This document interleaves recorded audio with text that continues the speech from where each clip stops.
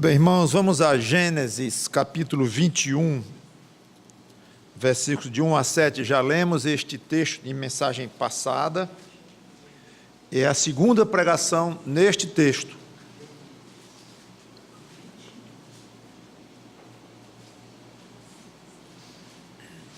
Gênesis 21, de 1 a 7, diz assim: Visitou o Senhor a Sara como lhe dissera, e o Senhor cumpriu o que lhe havia prometido. Sara concebeu e deu à luz um filho a Abraão na sua velhice, no tempo determinado, de que Deus lhe falara. Ao filho que lhe nasceu, que Sara lhe dera à luz, pôs Abraão o nome de Isaque. Abraão circuncidou a seu filho Isaque, quando este era de 8 dias, segundo Deus lhe havia ordenado. Tinha Abraão 100 anos quando nasceu Isaque, seu filho, e disse Sara: Deus me deu motivo de riso, e todo aquele que ouvir isso vai rir-se juntamente comigo. E acrescentou: quem teria dito a Abraão que Sara amamentaria um filho? Pois na sua velhice lhe dei um filho. Vamos orar.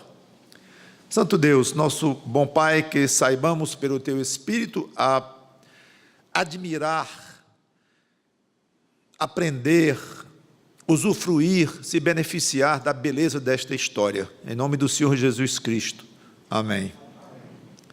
Na pregação passada, neste mesmo texto, nós vimos que Deus cumpriu a promessa que ele havia feito a Abraão, que ele, Abraão, teria um filho com a esposa Sara, com o detalhe de que Abraão estaria com 100 anos e Sara com 90. Vimos que ao 8º dia Abraão circuncidou Isaque. E boa parte da pregação, então, tomou mais tempo até do que eu tinha pensado, foi explicando o que era a circuncisão, a sua relação com o batismo, como nós batistas fazemos uma relação com relação à circuncisão, batismo e essas coisas.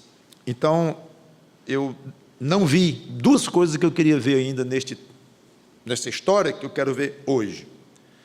Primeira é a obediência de Abraão. Doeu um pouco em pregações, uma ou duas pregações passadas, em que nós tivemos de jogar uma certa luz num ponto fraco na fé de Abraão. No caso, vocês se lembram, o medo que ele teve de ser morto por causa da beleza de Sara, sua mulher, levando-o a contar meias verdades, que ela era sua irmã, e de fato era meia irmã, já falamos nisso tudo, mas ele terminou enfrentando duas situações muito complicadas, altamente constrangedoras, humilhantes, uma com Faraó, outra com outra com Abimeleque, além de expor Sara a um grande vexame e expor Sara a dizer também uma meia verdade, quase que valia uma mentira, como já explicamos. Então, tivemos que expor, e até lembrando que os nossos maiores heróis da fé, nas Escrituras, a parte de Cristo, são todos pecadores e também têm grandes falhas, e a Bíblia nunca negou, nem tentou esconder isto. Mas gostoso mesmo é destacar pontos fortes dos nossos heróis bíblicos. Esse é gostoso, esse ponto da pregação. E aqui eu quero destacar um ponto não só forte, mas fortíssimo da fé de Abraão: a obediência. Obediência a ordens explícitas de Deus.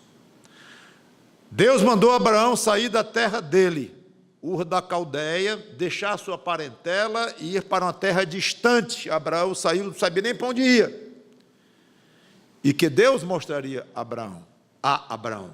E Abraão foi.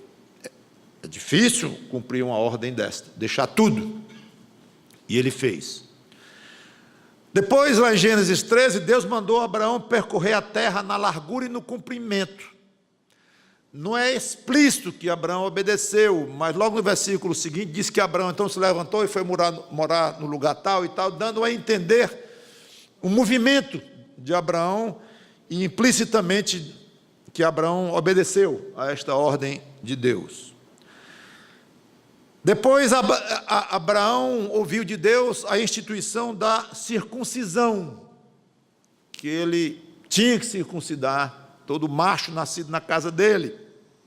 E Abraão obedeceu, inclusive com os 2 filhos, Ismael, que ele teve de Agar, a serva, e agora do próprio Isaque, como já vimos e comentamos bastante na semana passada. Mas é interessante, como diz aqui no versículo 4, que ele circuncidou Isaque quando era de 8 dias, segundo Deus lhe havia ordenado, explicitando a obediência à risca do que Deus havia mandado, independente se Abraão achou esquisito esse negócio de circuncisão e muito doloroso, que era mesmo, e sem entender direito, nada disso entrou em consideração. É para fazer? Faço. E é isso que eu quero destacar. Depois Deus mandou Abraão expulsar Agar, a serva, com o filho dela e de Abraão, Ismael, de casa, que Ismael estava humilhando Isaque, e Sara se ofendeu, claro.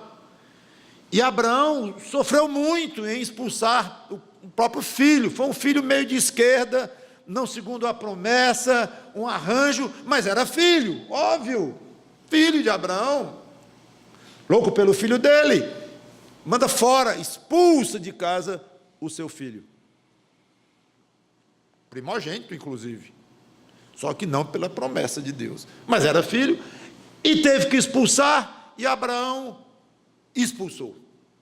Dura ordem, mas isso não era nada, perto do que viria. Abraão mata Isaque, o filho da promessa, é esse mesmo, o especial, esse aí mesmo, mata Isaque.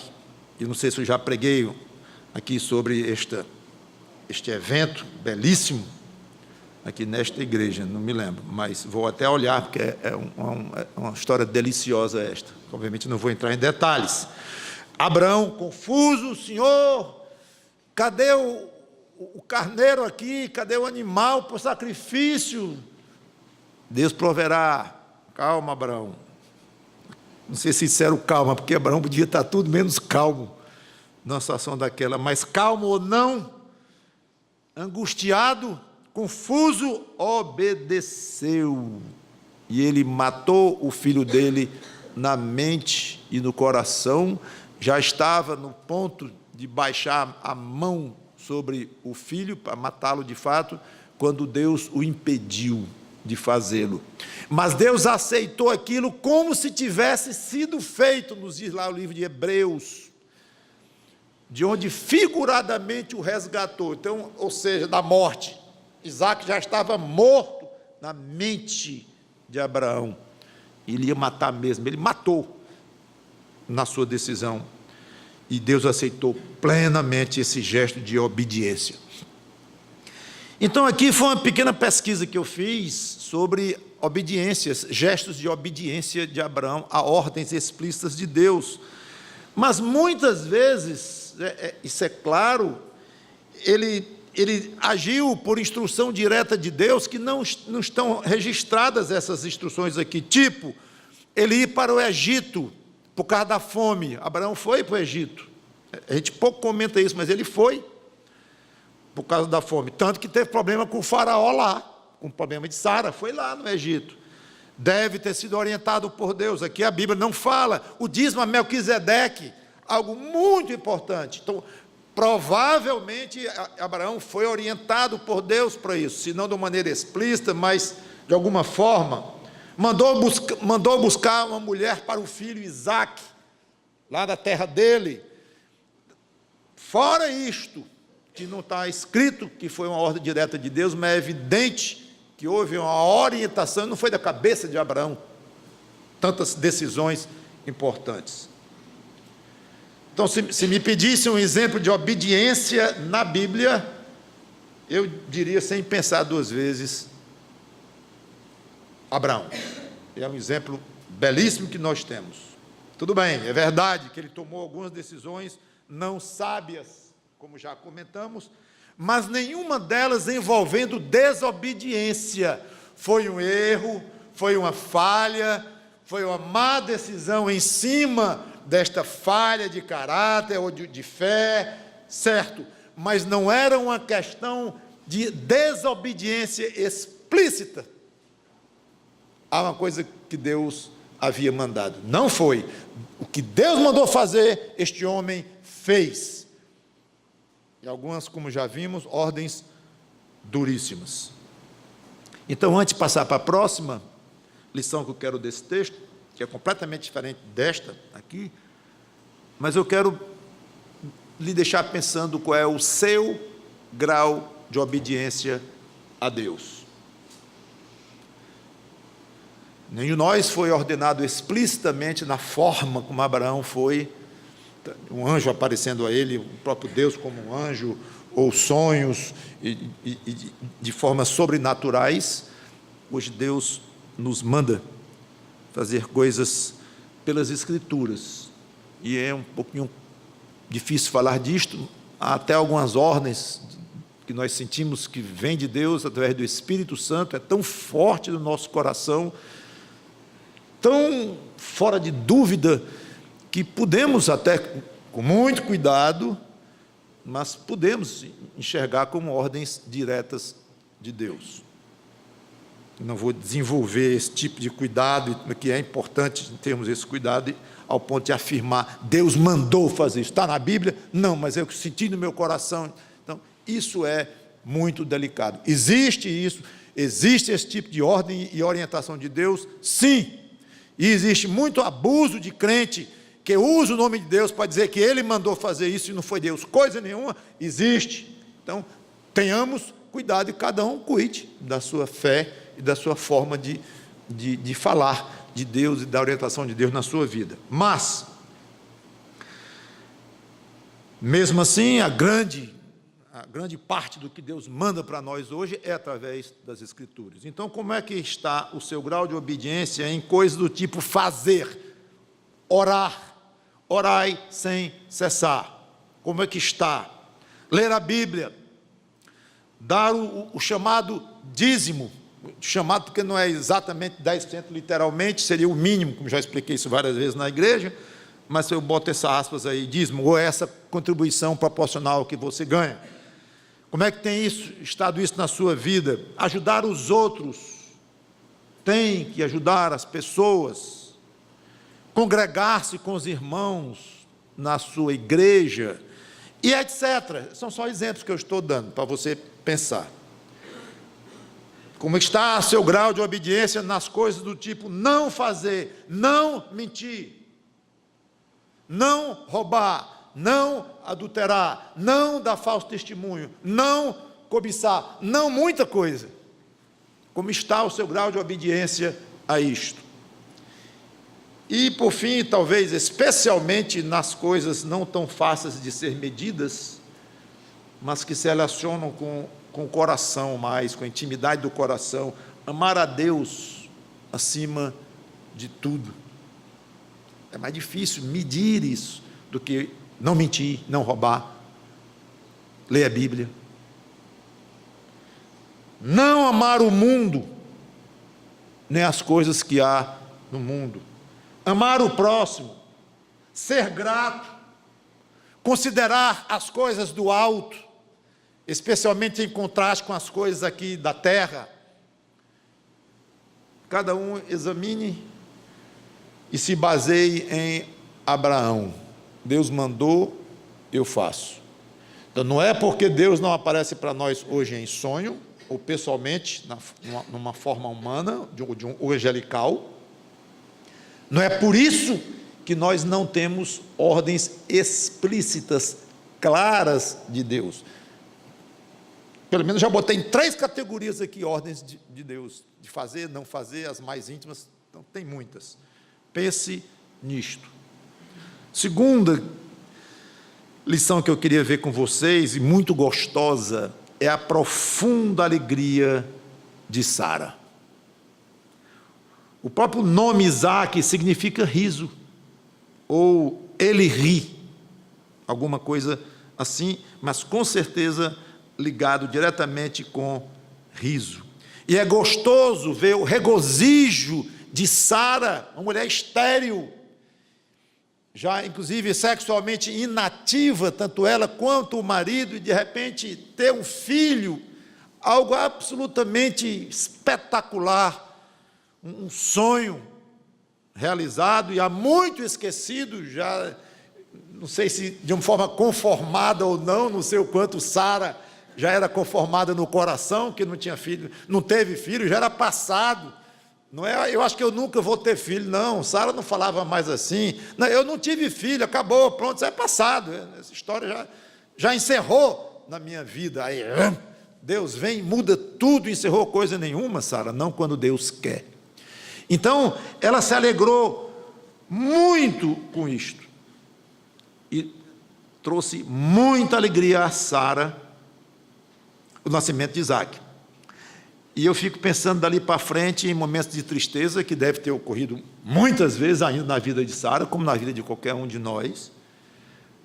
Mas Sara deve ter se lembrado, espero que tenha se lembrado, é razoável esperar que ela tenha se lembrado daquele dia e de quanta alegria aquele mesmo Deus que está permitindo agora sofrimento e tristeza e tal, mas esse mesmo Deus, não posso me esquecer, me deu muita alegria no meu filho Isaac. Eu nunca vou esquecer daquele dia, e era bom que não esquecesse mesmo Sara.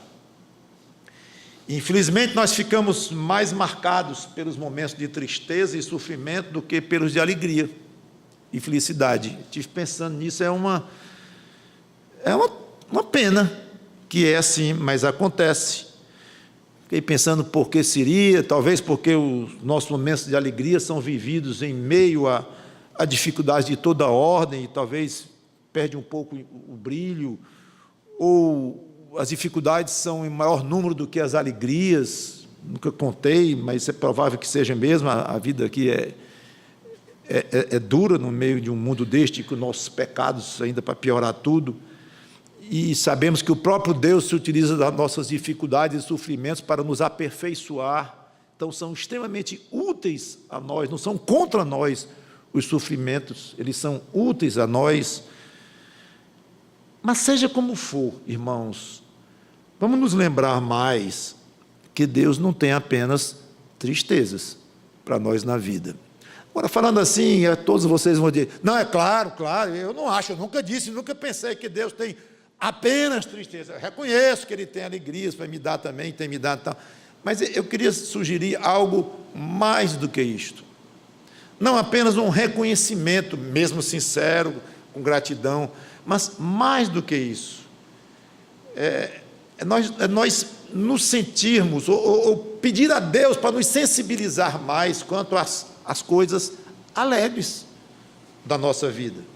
E que a gente sinta menos, e por interferência dEle, nos dê esse poder de diminuir o efeito dos sofrimentos, das dores, das angústias, e aumentar o efeito das alegrias, porque Ele tem nos dado muitas alegrias. Sim, não preciso nem lhe conhecer para dizer que sim, especialmente você sendo um crente. Você quer uma alegria maior do que Cristo lhe deu na sua vida? E aí está um tema espetacular para a gente desenvolver um dia, as alegrias que Cristo lhe trouxe, de ser salvo, de escapar do inferno. Basta essa, nenhuma alegria mais depois da conversão, zero alegria, zero momento de felicidade, só problema e dificuldade. Vale a pena, eu acho que ninguém aqui discorda de mim, valeria a pena, mas não é assim. Deus nos dá ainda alegrias espetaculares, mesmo nesta terra, de coisa de filho, de saúde, de coisas, de pensamentos, de uma vista bonita, de umas férias bem gozadas, tantas alegrias que Deus nos dá, em coisas simples, de uma reformazinha que fizemos na sala, tantas coisas. Deus dá alegria a nós, às vezes o cheiro depois de uma chuva, cheiro gostoso, Alegria de Deus. Então, trabalhe, minha sugestão, trabalhe nessa sensibilidade. Senhor, me faz mais sensível às alegrias que tu tens me dado, e menos sensível às tristezas, menos sensível no sentido de não ficar se martirizando por isso, não no sentido de não aprender as lições, que é muito importante, mas pelo menos que não estraguem as dificuldades, não estragam as memórias da dificuldade, não vão se acumulando em nós, que não venham a se acumular e nos tornando para baixo, pesados. Minha vida tem sido sofrida, é brabo, aquela coisa muito carregada, é isto que eu estou falando, e mais leve. Agora só quem vai dar isso é Deus. Eu li, nunca esqueci, uma coisa interessante que Deus concede às crianças, é que elas não lembram de grandes sofrimentos que elas tiveram. O dia tivemos o Andrezinho 15 dias no hospital lá, e sofreu, cheio de agulha e tudo. Eu comentei na época lá, ainda bem que ele não vai se lembrar de coisa nenhuma disso. Os pais nunca vão esquecer, os parentes, os queridos, mas ele próprio nunca. Pagou. E, claro, vai ficando mais velho e vai mudando um pouco, e acaba marcando mesmo. Mas peça a Deus, Senhor, me faz como uma criança nesse sentido. Passou, e pronto, sem deixar de aprender as lições. Então, não se especialize em esquecer as maravilhas que Deus já fez por você. Tem alguns que são especialistas nisso. Triste especialidade, né? Não lembro quase, mas não está lembrado, não. Ah, é? E não está lembrado disso, não? Ah, é? Como é que você diz que a sua vida está em tristeza? Em vez disso, se especialize em descobrir mais Isaques na sua vida. Descubra mais Isaques, ou seja, motivos de riso. Isso vale a pena você se especializar e dizer a lá Sara. Quem diria, como ela disse, quem diria que Abraão ia ter um filho de mim?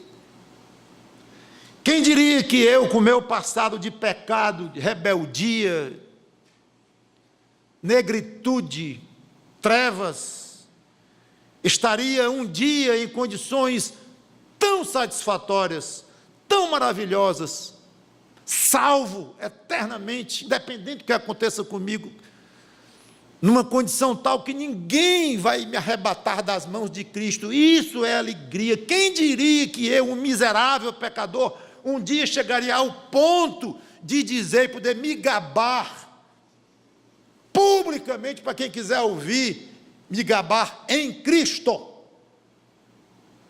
Estou salvo. E além disso, a paz que eu tenho, quem diria que uma pessoa angustiada como eu se tornasse alguém tão cheia de paz, com sofrimentos, claro, mas a paz não vai embora com os meus sofrimentos. E eu já tive muitos momentos de paz na vida, isso você dizendo, eu dizendo, a lá Sara, como estou dizendo, e descobri mais Isaques, tanta confiança que eu tenho aqui no fundo do meu coração, que ninguém vai me arrancar do meu amado Jesus Cristo. Eu nunca tinha visto a natureza antes da minha conversão, eu era meio bruto.